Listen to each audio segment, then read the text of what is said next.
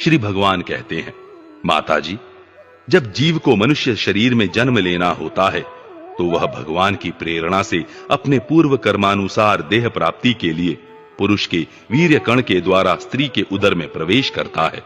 वहां वह एक रात्रि में स्त्री के रज में मिलकर एक रूप कलल बन जाता है। 5 रात्रि में बुद्ध रूप हो जाता है। 10 दिन में बेर के समान कुछ कठिन हो जाता है और उसके बाद मांसपेशी अथवा अंडज प्राणियों में अंडे के रूप में परिणत होता है। 1 महीने में उसके सिर निकल आता है।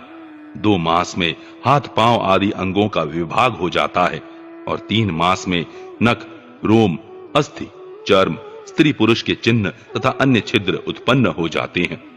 4 मास में उसमें मांसादि 7 धातुएं पैदा हो जाती हैं।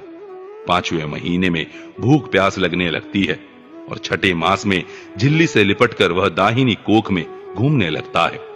उस समय माता के खाए हुए अन्न जल आदि से उसकी सब धातुएं पुष्ट होने लगती हैं और वह कृमि आदि जंतुओं के उत्पत्ति स्थान उस जघन्य मलमूत्र के गड्ढे में पड़ा रहता है। वह सुकुमार तो होता ही है, इसलिए जब वहां के भूखे कीड़े उसके अंग प्रत्यंग नोचते हैं तब अत्यंत क्लेश के कारण वह क्षण क्षण में अचेत हो जाता है। माता के खाए हुए कड़वे, तीखे, गरम, नमकीन, रूखे और खट्टे आदि उग्र पदार्थों का स्पर्श होने से उसके सारे शरीर में पीड़ा होने लगती है।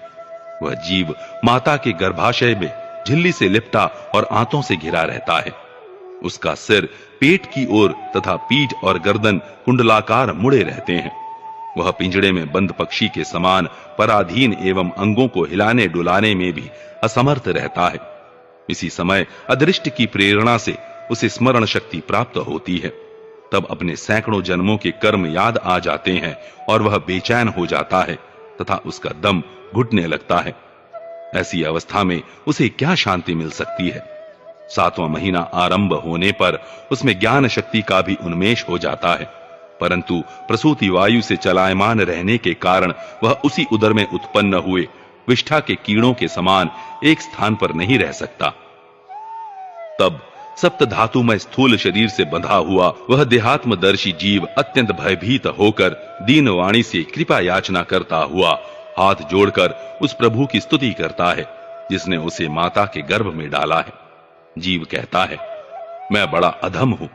भगवान ने मुझे जो इस प्रकार की गति दिखाई है वह मेरे योग्य ही है। वे अपनी शरण में आए हुए इस नश्वर जगत की रक्षा के लिए ही अनेक प्रकार के रूप धारण करते हैं।